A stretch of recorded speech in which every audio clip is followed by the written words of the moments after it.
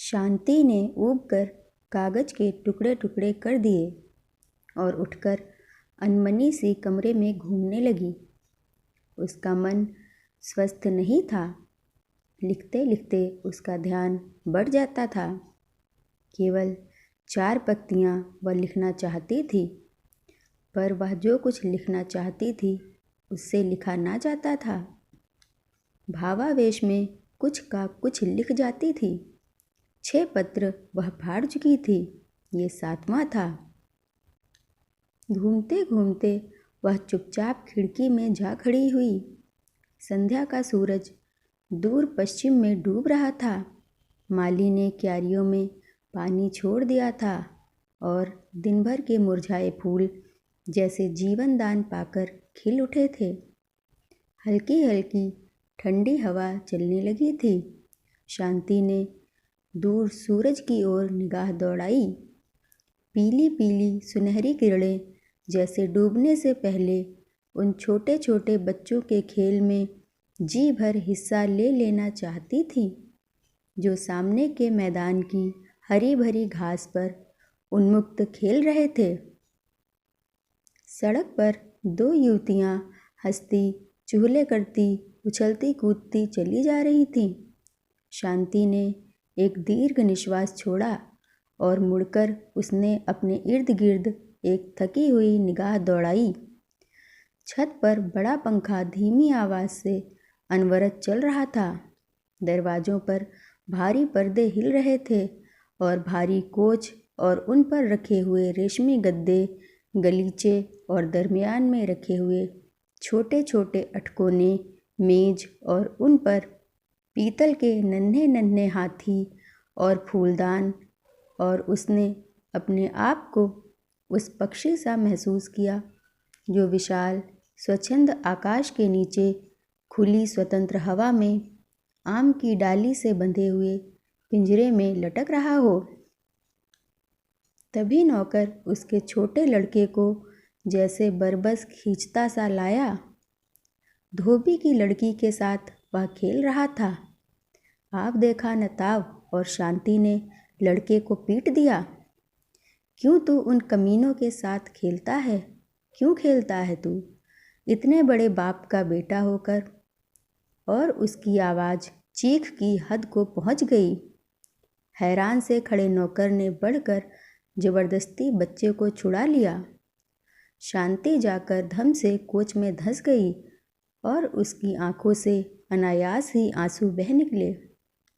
तब वहीं बैठे बैठे उसकी आंखों के सामने अतीत के कई चित्र फिर गए। उसके पति तब लॉन्ड्री का काम करते थे, बाइबिल सोसाइटी के सामने, जहां आज एक दंदान साज बड़े धड़ल्ले से लोगों के दांत उखाड़ने में निमग्न रहते हैं। उनकी लॉन्ड्री थी। आय अच्छी थी, पर खर्च भी कम ना था। 35 रुपया तो दुकान का किराया ही देना पड़ता था, और फिर कपड़े धोने और इस्त्री करने के लिए जो तबेला ले रखा था उसका किराया अलग था। इसके अतिरिक्त धोबियों को वेतन, कोयले, मसाला और 100 दूसरे पचड़े।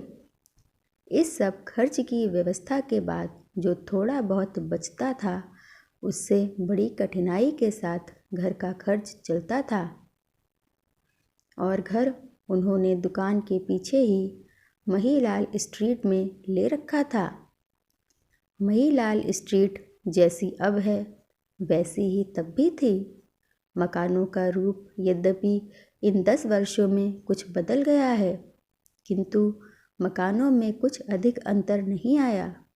अब भी इस इलाके में कमीन बसते हैं और तब भी बसते थे। सील भरी अंधेरी कोठरियाँ चमारों, धीवरों और शुद्ध हिंदुओं का निवास स्थान थीं। एक ही कोठरी में रसोई, बैठक, शयनगृह, और वह भी ऐसा जिसमें सास ससुर, बेटा बहू, लड़कियां, लड़के सब एक साथ सोते हों। जिस मकान में शांति रहती थी उसके नीचे टेंडी चमार अपने 8 लड़के लड़कियों के साथ रहता था। दूसरी चौड़ी गली में मारवाड़ी की दुकान थी और जिधर दरवाज़ा था उधर भंगी रहते थे। उनके दरवाजे से जरा ही परे भंगियों ने तंदूर लगा रखा था, जिसका धुआं सुबह शाम उनकी रसोई में आ जाया करता था, जिससे शांति को प्रायः रसोई की खिड़की बंद रखनी पड़ती थी। दिन रात वहाँ चारपाइयाँ बिछी रहती थी और कपड़ा बचाकर निकलना प्रायः असंभव होता था। गर्मियों के दिन थे और म्यूनिसिपैलिटी का नल काफ़ी दूर अनारकली के पास था, इसलिए गरीब लोगों की सहूलियत के ख्याल से शांति ने अपने पति की सिफारिश पर नीचे डेवड़ी के नल से उन्हें पानी लेने की इजाज़त दे दी। किंतु जब उन्हें उस मकान में आए कुछ दिन बीते तो शांति को मालूम हो गया कि यह उदारता बड़ी महंगी पड़ेगी। एक दिन जब उसके पति नहाने के बाद साबुन की डिबिया नीचे ही भूल आए और शांति उसे उठाने गई तो उसने उसे नदारद पाया। फिर कुछ दिन बाद तौलिया गायब हो गया और इसी तरह दूसरे तीसरे कोई न कोई चीज़ गुम होने लगी।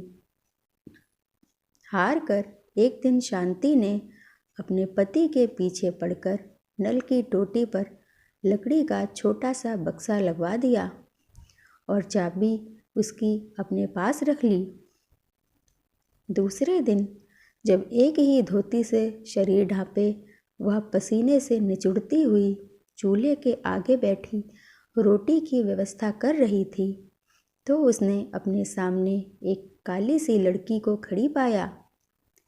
लड़की उसकी समवयस्क ही थी। रंग उसका बेहद काला था और शरीर पर उसने अत्यंत मैली कुचैली धोती और बंडी पहन रखी थी।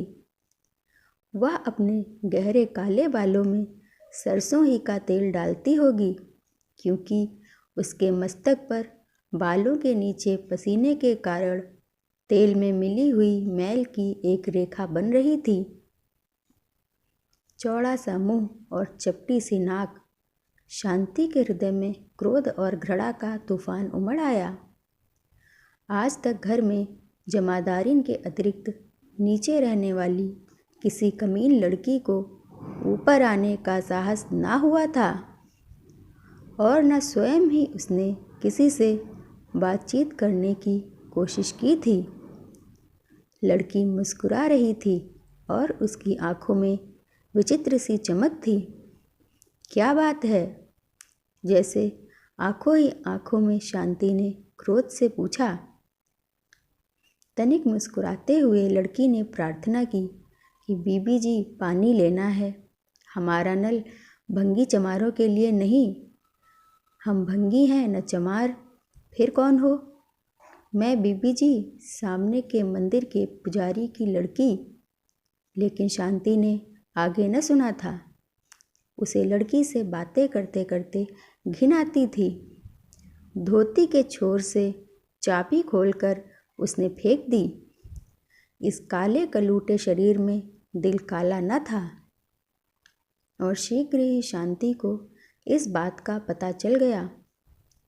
रोज ही पानी लेने के वक्त चाबी के लिए गोमती आती। गली में पूर्वियों का जो मंदिर था वह उसके पुजारी की लड़की थी। अमीरों के मंदिरों के पुजारी भी मोटरों में घूमते हैं। यह मंदिर था गरीब पूर्वियों का, जिनमें प्रायः सब चौकीदार, चपरासी, साइस अथवा मजदूर थे।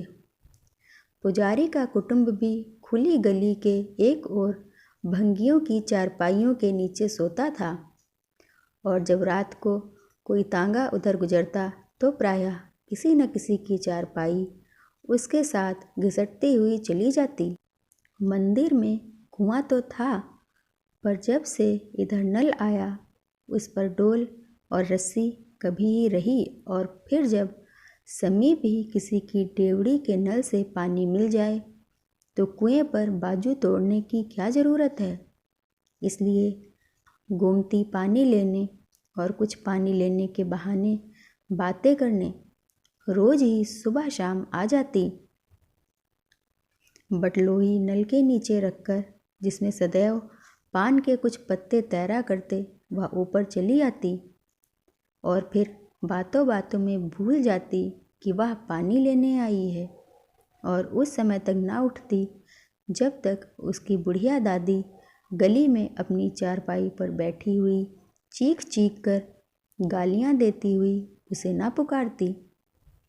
इसका यह मतलब नहीं कि इस बीच में शांति और गोमती में मित्रता हो गई थी। हाँ, इतना अवश्य हुआ कि शांति जब रसोई में खाना बनाती अथवा अंदर कमरे में बैठी कपड़े सीती, तो उसको गोमती का सीढ़ियों में बैठकर बातें करते रहना बुरा नहीं लगता था। कई तरह की बातें होती, मोहल्ले के भंगियों की बातें, चमारों के घरेलू झगड़ों की बातें, और फिर कुछ गोमती की निजी बातें। इस बीच में शांति को मालूम हो गया कि गोमती का विवाह हुए वर्षों बीत चुके हैं, पर उसने अपने पति की सूरत नहीं देखी। बेकार है, इसलिए न वह उसे लेने आता है और न उसके पिता उसे उसके साथ भेजते हैं। कई बार छेड़ने की गर्ज से या कई बार मात्र आनंद लेने की गर्ज से ही शांति उससे उसके पति के संबंध में और उसके अपने मनोभाव के संबंध में प्रश्न पूछती। उत्तर देते समय गोमती शर्मा जाती थी, किंतु इतना सब होते हुए भी उसकी जगह वहीं सीढ़ियों में ही बनी रही। फिर किस प्रकार पुजारी की वह काली कलूटी लड़की वहाँ से उठकर उसके इतने समीप आ गई कि शांति ने एक बार अनायास आलिंगन में लेकर कह दिया, आज से तुम मेरी बहन हुई गोमती। वह सब आज भी शांति को स्मरण था। सर्दियों की रात थी और अनारकली में सब ओर धुआं धुआं हो रहा था। ऐसा प्रतीत होता था जैसे लाहौर के समस्त तंदूरों, होटलों, घरों और कारखानों से सारे दिन उठने वाले धुएं ने सांझ होते ही इकट्ठे होकर अनारकली पर आक्रमण कर दिया हो। शांति अपने नन्हे को कंधे से लगाए, हाथों में कुछ हल्के फुल्के लिफाफे थामे क्रय विक्रय करके चली आ रही थी। वह कई दिन के अनुरोध के बाद अपने पति को इधर ला सकी थी और उन्होंने जी भर खाया पिया और खरीद किया था। अनारकली के मध्य बंगाली रसगुल्लों की जो दुकान है, वहाँ से रसगुल्ले खाने को शांति का बड़ा मन होता था, पर उसके पति को कभी इतनी फुर्सत ही ना हुई थी कि वहाँ तक सिर्फ रसगुल्ले खाने के लिए जा सके। अस्पताल रोड के सिरे पर हलवाई के साथ चाट वाले की जो दुकान है, वहाँ से चाट खाने को शांति की बड़ी इच्छा थी, पर चाट ऐसी निकम्मी चीज़ खाने के लिए काम छोड़कर जाने का अवकाश शांति के पति के पास कहाँ। कई दिनों से वह अपने उम्मी के लिए कुछ गर्म कपड़ों के टुकड़े खरीदना चाहती थी। सर्दी बढ़ रही थी और उसके पास एक भी कोट ना था, और फिर गर्म कपड़ा ना सही, वह चाहती थी कि कुछ ऊन ही मोल ले ली जाए ताकि नन्हे का स्वेटर बुन दिया जाए, पर उसके पति हूँ हाँ करके टाल जाते थे। किंतु उस दिन वह निरंतर महीने भर तक अनुरोध करने के बाद उन्हें अपने साथ अनारकली ले जाने में सफल हुई थी, और उस दिन उन्होंने जी भर बंगाली के रसगुल्ले और चाट वाले की चटपटी चाट खाई थी, बल्कि घलुए में मोहन के पकौड़े और मटरों वाले आलूओं के स्वाद भी चखे थे। फिर उम्मी के लिए कपड़ा भी खरीदा था और ऊन भी मोल ली थी, और 2 आने दर्जन ब्लेंडो वाली गुड़ वोक की डिबिया तथा एक कोलगेट साबुन की 2 आने वाली टिकिया उसके पति ने भी खरीदी थी। कई दिनों से वे उन्हीं पुराने ब्लेडों को शीशे के ग्लास में तेज करके नहाने वाले साबुन से ही हजामत बनाते आ रहे थे, और उस दिन शांति ने यह सब खरीदने के लिए उन्हें विवश कर दिया था। और दोनों जने यह सब खरीद कर खर्च करने के आनंद की अनुभूति से पुलकित चले आ रहे थे। दिसंबर का महीना था और सूखा जाड़ा पड़ रहा था। शांति ने अपने सस्ते पर गर्म शॉल को नन्हे के गिर्द और अच्छी तरह लपेटते हुए अचानक कहा, निगोड़ा सूखा जाड़ा पड़ रहा है। सुनती हूँ नगर में बीमारी फैल रही है। पर उसके पति चुपचाप धुएं के कारण कड़वी हो जाने वाली अपनी आंखों को रुमाल से मलते चले आ रहे थे। शांति ने फिर कहा, हमारी अपनी गली में कई लोग बीमार हो गए हैं। परसों टेंडी चमार का लड़का निमोनिया से मर गया। तभी शॉल में लिपटा लिपटा बच्चा हल्के हल्के 2 बार खांसा और शांति ने उसे और भी अच्छी तरह शॉल में लपेट लिया। उसकी बात को सुनी अनसुनी करके उसके पति ने कहा, आज बेहद बदपरहेजी की है, पेट में सख्त गड़बड़ी हो रही है।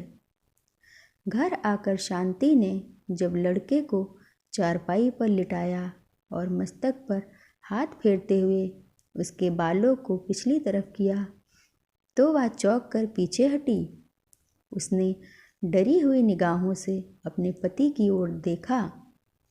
वे सिर को हाथों में दबाए नाली पर बैठे थे।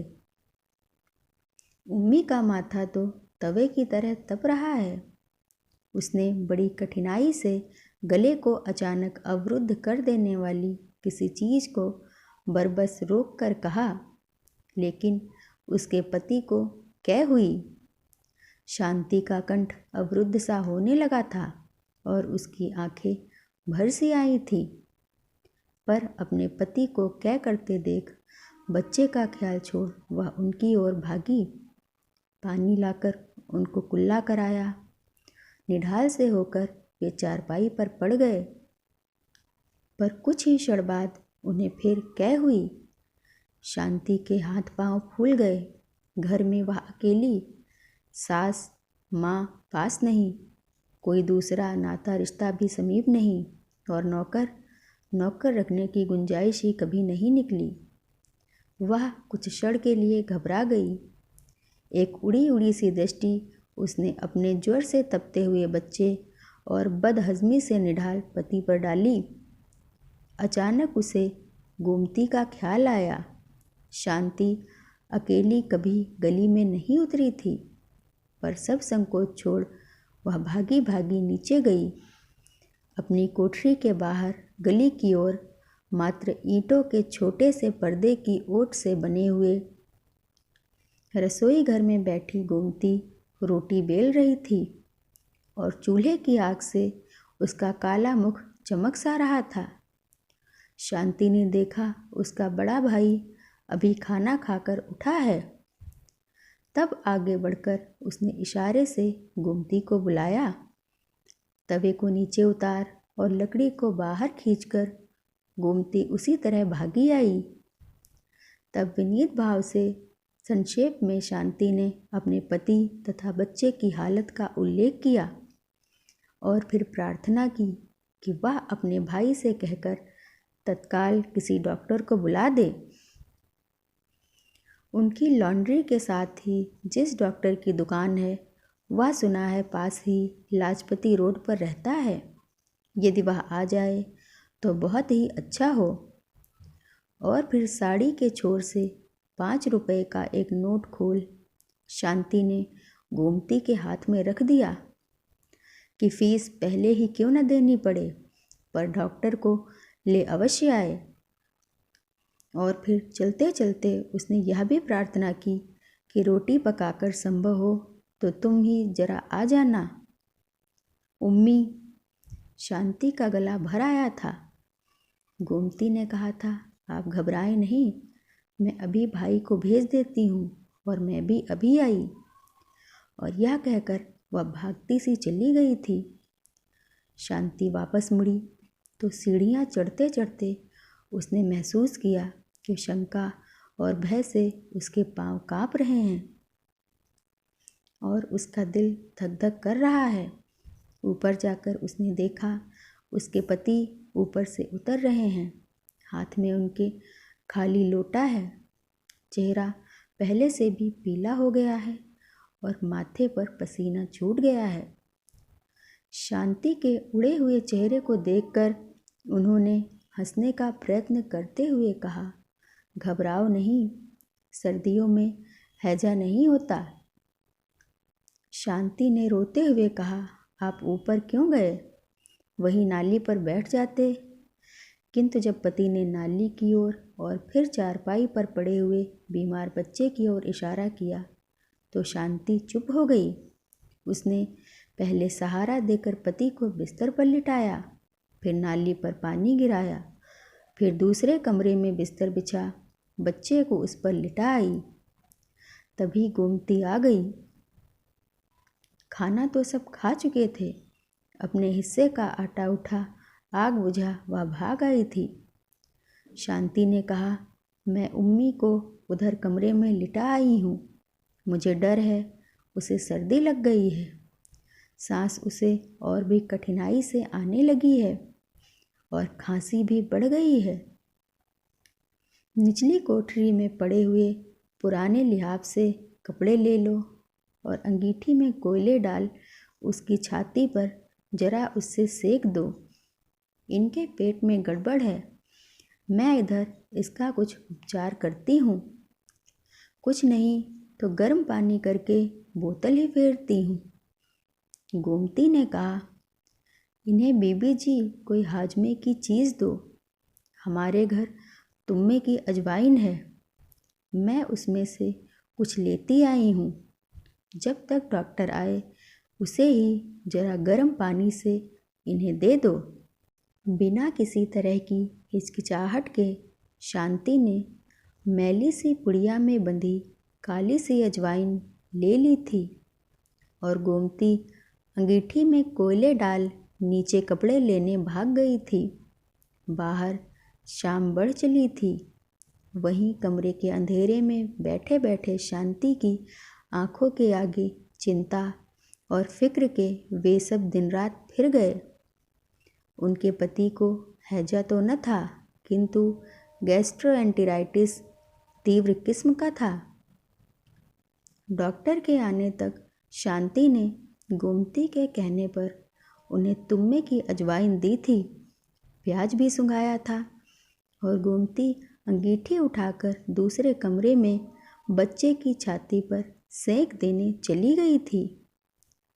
डॉक्टर के आने पर मालूम हो गया था कि उसे निमोनिया हो गया है और अत्यंत सावधानी की आवश्यकता है। शांति अपने पति और अपने बच्चे दोनों की एक साथ कैसे तीमारदारी करती।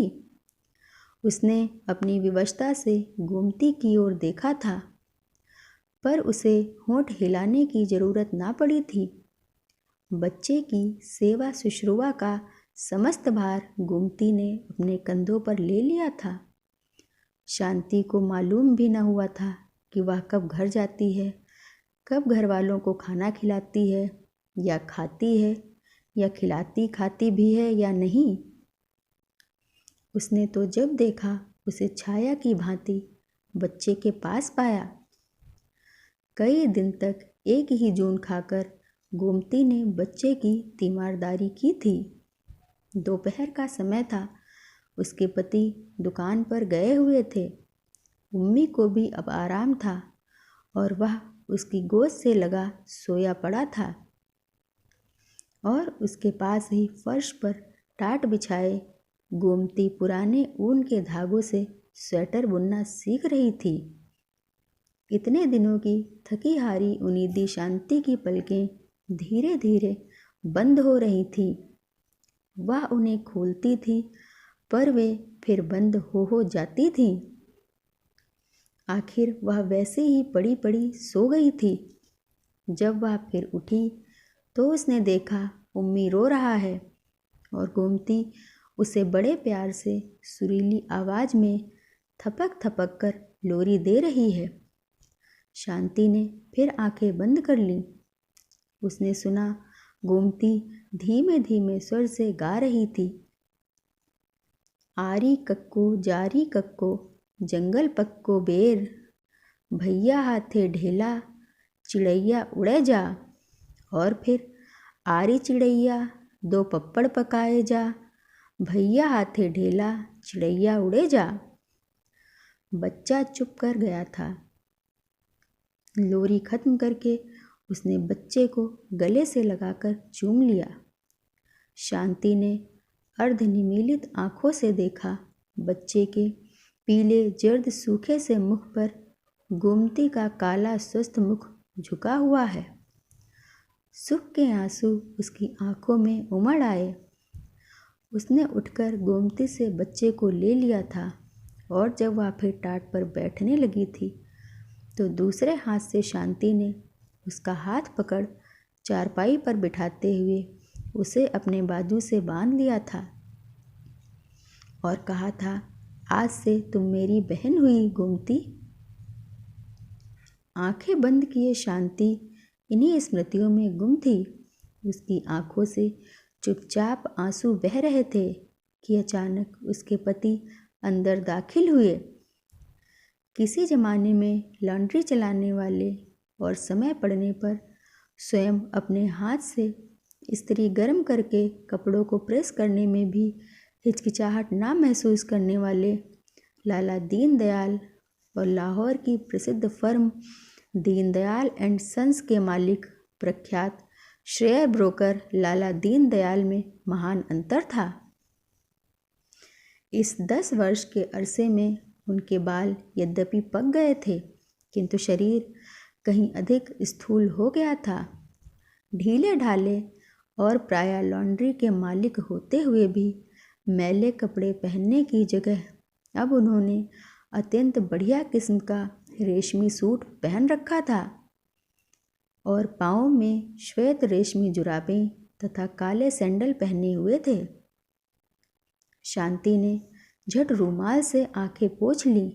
बिजली का बटन दबाते हुए उन्होंने कहा, यहाँ अंधेरे में क्या पड़ी हो, उठो, बाहर बाग में घूमो फिरो। और फिर बोले, इंद्रानी का फ़ोन आया था कि बहन यदि चाहें तो आज सिनेमा देखा जाए। बहन, दिल ही दिल में विषाद से शांति मुस्कुराई और उसके सामने एक और काली कलूटी सी लड़की का चित्र खिंच गया जिसे कभी उसने बहन कहा था, किंतु प्रगट उसने सिर्फ इतना कहा, मेरी तबीयत ठीक नहीं। मुंह फुलाए हुए लाला दीनदयाल बाहर चले गए। तब आंखों को फिर एक बार पोंछकर और तनिक स्वस्थ होकर शांति मेज के पास आई और कुर्सी पर बैठ पैड अपनी ओर को खिसका कलम उठाकर उसने लिखा, बहन गोमती, तुम्हारी बहन अब बड़ी बन गई है, बड़े आदमी की बीबी है। बड़े आदमियों की बीबियां अब उसकी बहनें हैं। पिंजरे में बंद पक्षी को कब इजाज़त होती है कि स्वच्छंद स्वतंत्र विहार करने वाले अपने हमजोलियों से मिले। मैंने तुम्हें कल फिर आने के लिए कहा था, पर अब तुम कल ना आना। अपनी इस बंदिनी बहन को भूलने की कोशिश करना। शांति। इस बार उसने एक पत्ती भी नहीं काटी और ना कागज ही फाड़ा। हाँ, एक बार लिखते लिखते फिर आंखें भर आने से जो एक दो आंसुओं की बूंदें पत्र पर अनायास ही गिर पड़ी थीं, उन्हें उसने ब्लॉटिंग पेपर से सुखा दिया था। फिर पत्र को लिफाफे में बंद करके उसने नौकर को आवाज़ दी और उसके हाथ में लिफाफा देकर कहा कि महीलाल स्ट्रीट में पूर्वियों के मंदिर के पुजारी की लड़की गोमती को दे आए। और फिर समझाते हुए कहा, गोमती कुछ ही दिन हुए अपनी ससुराल से आई है। पत्र लेकर नौकर चला ही था कि शांति ने उसे फिर आवाज़ दी और पत्र उसके हाथ से लेकर फाड़ डाला। फिर धीरे से उसने कहा, तुम गोमती से कहना कि बीबी अचानक आज मायके जा रही हैं और 2 महीने तक वापस ना लौटेंगी। यह कहकर वह फिर खिड़की में जा खड़ी हुई और अस्त हो जाने वाले सूरज के स्थान पर ऊपर की ओर बढ़ते हुए अंधेरे को देखने लगी। बात इतनी ही थी कि आज दोपहर को जब वे ब्रिज खेल रहे थे तब नौकर ने आकर खबर दी थी कि महीलाल स्ट्रीट के पुजारी की लड़की गुमती आई है। तब खेल को बीच ही में छोड़कर और भूलकर कि उसके पार्टनर राय साहब लाला बिहारी लाल हैं, वह भाग गई थी और उसने गोमती को अपनी भुजाओं में भींच लिया था और फिर वह उसे अपने कमरे में ले गई थी। तब दोनों बहुत देर तक अपने सुख दुख की बातें करती रही थीं।